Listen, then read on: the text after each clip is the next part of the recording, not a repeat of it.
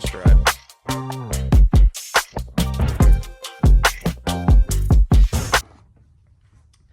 Welcome back to the channel. Today I'm going to go over the list of parts that was needed for the LS swap on my 94 Crown Victoria. I'll go through all the parts I needed, what everything cost, and give you a pretty good rundown if you wanted to LS swap something yourself of what you'd need. So first things first, the engine and transmission that I bought from somebody that I knew that had it for sale. It's a 5.3 liter out of an 01 Silverado with the 4L60E automatic transmission. I got it from a buddy of mine. I bought him for $1,200. It came with the intake, the accessories, everything I thought I was gonna need for it. You can get these a lot cheaper if you're willing to go to like pull apart. Pull apart, I've seen, they'll give you an engine and transmission for like $300 each. So you could potentially be out of there $600 for an engine and transmission, which would definitely be the cheaper route if you wanted to spend a day crawling around on the ground outside to pull it. This one I just picked up, brought to my house. Long story short, the intake I couldn't use, it sits too high. It was a truck intake.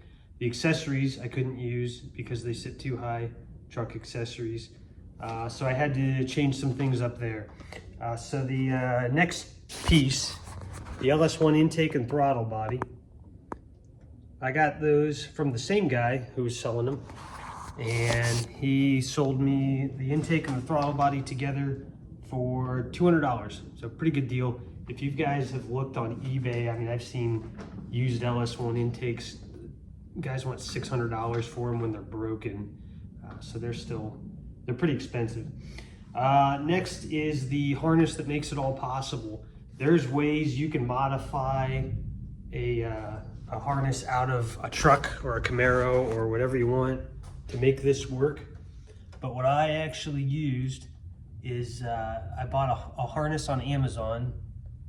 Or no, I'm sorry, I bought the harness off eBay, and it was $90. $90. You go on eBay and you type in LS1 or LS swap harness, they give you a couple different options.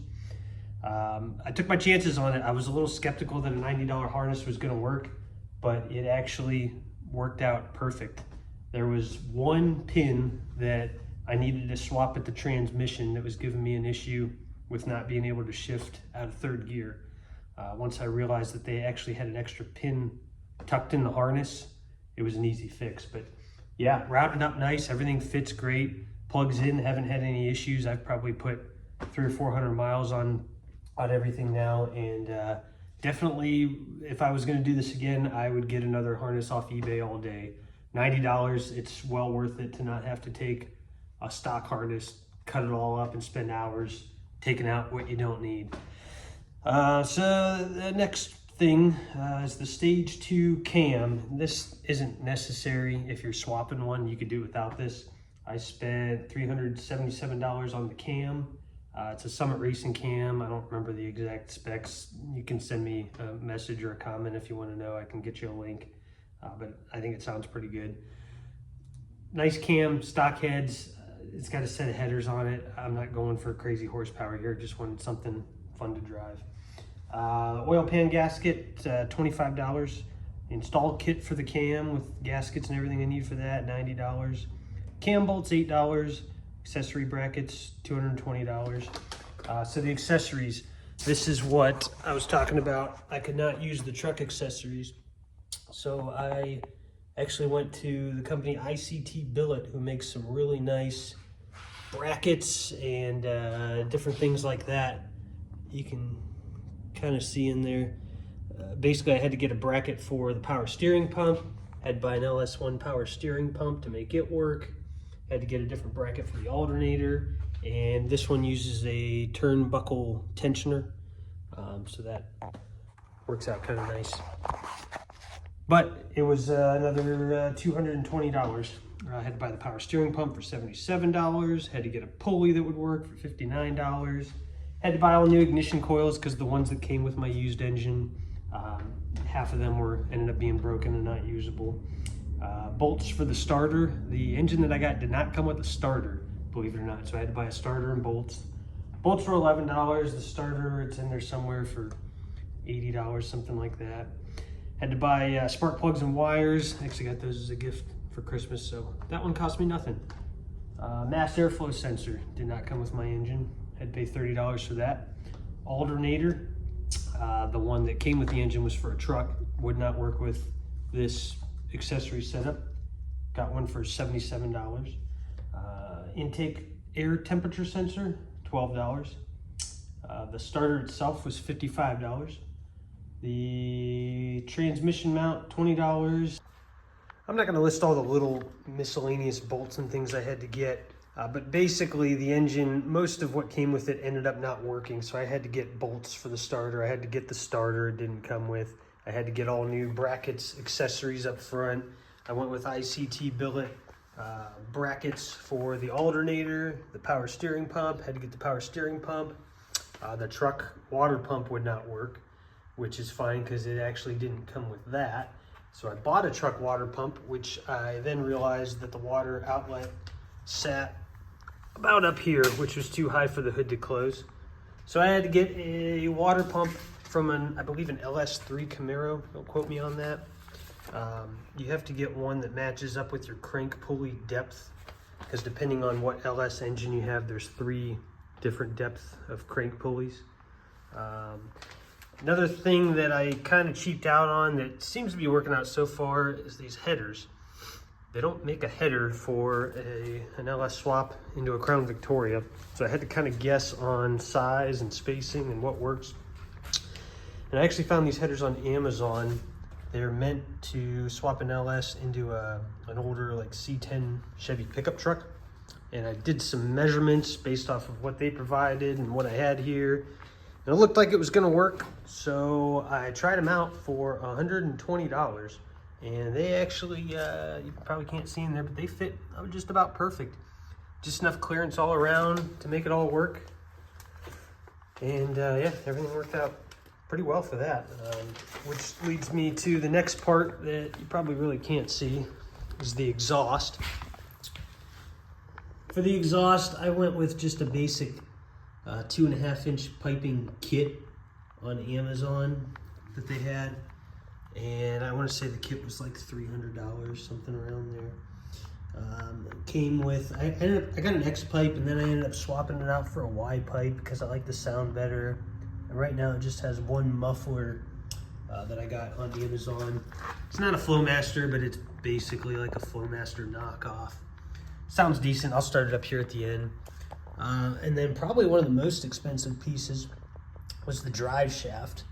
The drive shaft that was in the Crown Vic originally ended up being about, I want to say an inch too long to just swap the yoke out. There's probably a way I could have done it. I ended up going to the drive shaft shop, and they made me a real nice drive shaft. It was about $800 though, so that was probably the most expensive piece on here. Definitely could get away with it cheaper if you wanted to or were willing to cut a drive shaft, put a yoke on, change the U-joints out with the correct yoke. There are cheaper ways to do it.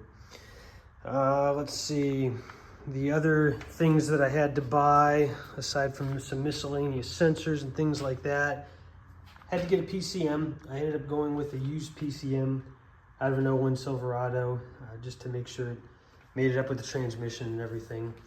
I got this one from Triplet Auto Salvage here in Akron. They're an LKQ salvage supplier, and that was $65. Aside from that, you cannot just use a standard PCM out of any truck. If you know anything about General Motors vehicles, you probably know that General Motors PCMs are equipped with VATs, which I forget what it stands for. It has to do with a chip in your key that allows you to start the car. So long story short, I found a tuner online where I sent my PCM out to. They eliminated VATs. I let them know everything that was done to the vehicle, the rear end gearing in the car, the cam that's in it, any modifications, anything like that. And they shipped it back. Well, it only took about a week turnaround.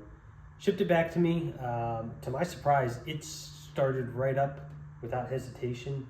and actually runs pretty good on this bass tune that he made for me. So pretty happy about that. Definitely need to get it dyno tuned at some point.